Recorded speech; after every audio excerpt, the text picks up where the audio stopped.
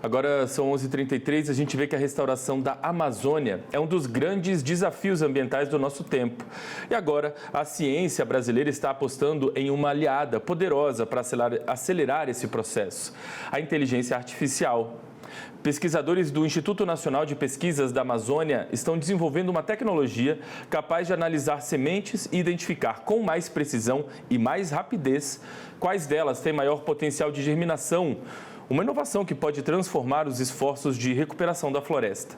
Bom, para falar sobre essa pesquisa e o papel das sementes e da tecnologia, na restauração da Amazônia, eu converso agora ao vivo com a engenheira florestal e pesquisadora do INPA, a doutora Lidiane Lúcia Bastos. Lidiane, bom dia. Seja bem-vinda aqui com a gente, primeiramente. Tudo bem?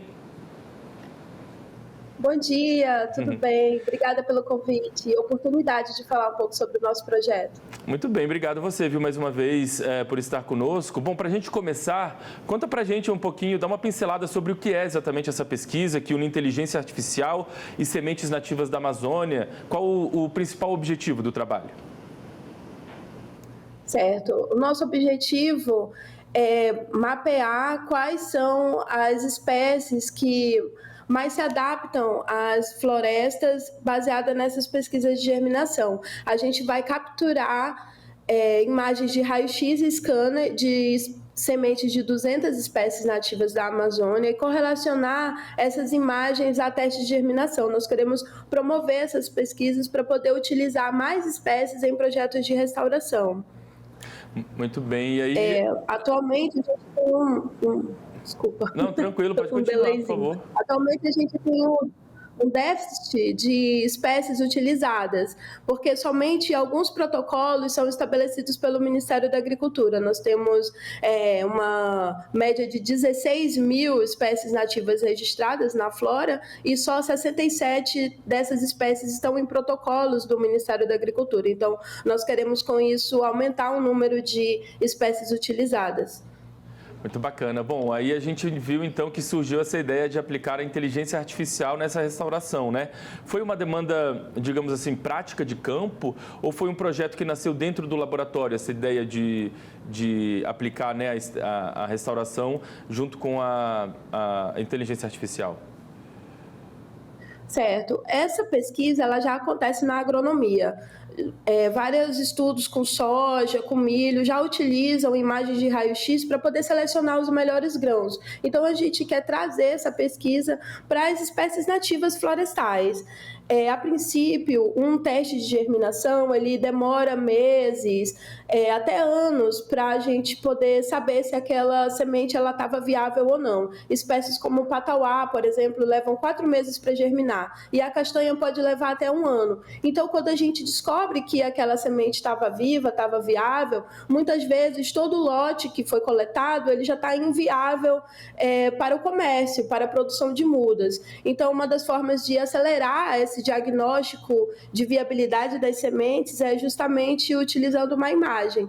Então, é por isso que a inteligência artificial surgiu também dessa necessidade da gente poder acelerar esse diagnóstico, saber quais são as sementes que estão viáveis e destiná-las mais rapidamente para o comércio, seja para a produção de mudas, seja para consumo de alimentos e outras demandas. Bom, e quando a inteligência artificial ela analisa ali as imagens, as sementes, ela analisa o quê? O formato, o peso, a cor, a textura, enfim. Quais as características que ela analisa ali que ajudam a identificar? Certo, nós coletamos imagens de raio-x, que são as imagens internas das sementes, então a gente vê ali sanidade dos embriões, cotilédones, posição desses embriões e também se ela está danificada por dentro, se ela tem alguma rachadura, se ela está com alguma larva. E também a gente tem um scanner de última geração que ele analisa mais de 300 informações biométricas. Então são características de tamanho, como largura, comprimento, e também textura, cor, peso. Então, tudo isso a gente correlaciona com essas imagens externas e internas e também com o potencial germinativo. Aí a gente treina o algoritmo para ele poder identificar, a partir de uma imagem ou uma imagem RGB, como é no caso do scanner, uma imagem externa, uma foto, ou a imagem de raio-x. Então, através de escalas de cinza, de porcentagem de cinza, e também através das imagens RGB, ele correlaciona essas informações com o potencial germinativo. Nós temos uma classificação de 1 até 6 para algumas espécies, as exalbuminosas stricto sensu, por exemplo, e albuminosas stricto sensu e lato sensu, que são como a gente classificou essas espécies a partir de sua morfologia interna. O algoritmo, ele classifica elas, uma nota de 1 a 6, sendo 1 uma semente completamente viável, com as suas características internas homogêneas, uma escala de cinza homogênea, no caso do raio-x, e também uma definição de sanidade externa, como homogeneidade na textura, não tantas oscilações de cores, para poder classificar essa semente como uma semente viável. E numa classificação 6, seria uma semente totalmente inviável. Muito bem, Lidiane, esse conhecimento científico, ele se conecta de alguma forma com o saber das pessoas no campo? Comunidades tradicionais, populações locais, elas acabam se envolvendo nesse trabalho? Essa pesquisa envolve coletores de sementes, como comunidades tradicionais e populações locais, por exemplo? Com certeza, com certeza. Sem os coletores não há restauração. São os principais parceiros nossos nessa jornada de coleta de sementes. Até porque, para treinar o algoritmo, a gente precisa de uma captura de 2.000 fotos por espécie, por árvore. Então, assim, a gente tem hoje uma rede bem legal de coletores de semente. Hoje no Pará já existe uma tentativa, né, um começo ali de consolidar uma rede de coletores de sementes no Tapajós. Então, a gente mapeou 5 ecossistemas de interesse e neles a gente tem alguns colaboradores, algumas famílias de coletores de sementes, principalmente na Floresta Nacional do Tapajós, onde a gente tem ali já algumas famílias envolvidas nesse processo de coleta. E, assim, essa seleção de sementes, ela já ocorre em campo de uma forma empírica. O coletor de semente mesmo, ele já olha uma semente ali e já sabe se ela está viável ou inviável para a formação de mudas. Até porque um destino nobre para sementes inviáveis é justamente o artesanato, né? Muitas famílias utilizam a semente para confecção de biojóias, artesanatos. Então, assim, no próprio campo já ocorre essa seleção. O nosso projeto, ele vem também a acelerar esse processo de seleção, uma vez que a gente quer oportunizar no futuro um aplicativo para que seja disponibilizado para esses coletores um banco de dados offline, para que ele tenha acesso à foto e também a informação de que essa semente estava viável ou não, e também diminuindo o esforço físico deles, uma vez que a gente tem mapeado essas árvores matrizes, a gente sabe que aquela árvore matriz daquela espécie, ela dá sementes boas ou não. Ou naquela época de dispersão, aquela árvore matriz daquela espécie, ela está viável, ela está melhor para coletar sementes. Então, ele não tem que andar longas distâncias atrás de uma árvore matriz, atrás de coletar aquela semente que possivelmente não é uma semente boa para a produção de mudas, por exemplo. Muito bem, para a gente fechar aqui, então, você falou, né, que existe aí uma ideia de se desenvolver um aplicativo muito em breve, né, para facilitar esse trabalho e a vida dos coletores e dos produtores, mas nesse momento existe ainda algum desafio, digamos assim, para ampliar o uso dessa tecnologia, talvez uma questão técnica ou de financiamento, de escala, qual o desafio que você enxerga nesse momento ainda para ampliar o uso da tecnologia? Certo. A princípio, a gente tem poucos recursos financeiros para isso.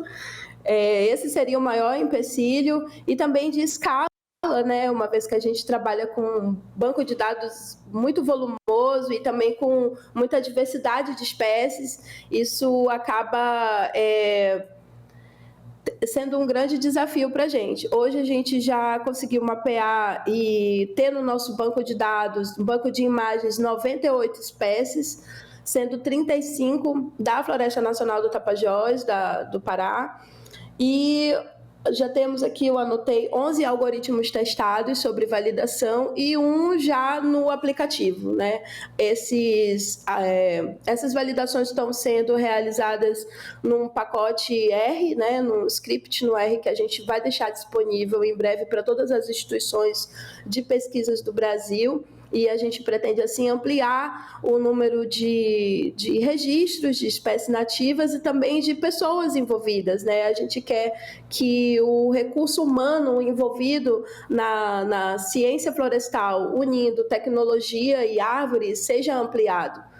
E que a gente consiga trazer um pouco dessa tecnologia para a silvicultura de nativas e também para a restauração da Amazônia. A gente precisa modernizar o nosso campo de estudo. Assim como no agro já existe desde os anos 60 o uso dessa tecnologia para soja, para milho, para trigo e até para o café, a gente também quer que seja utilizada para as espécies florestais nativas da Amazônia e assim a gente poder restaurar a nossa Amazônia com muito mais qualidade e muito mais rapidez. Muito bem, doutora Lidiane. Só para quem está em casa e tiver interesse em entender um pouquinho melhor esse trabalho, há um portal, um site, né, que tem todas as informações detalhadas do trabalho de vocês, não tem?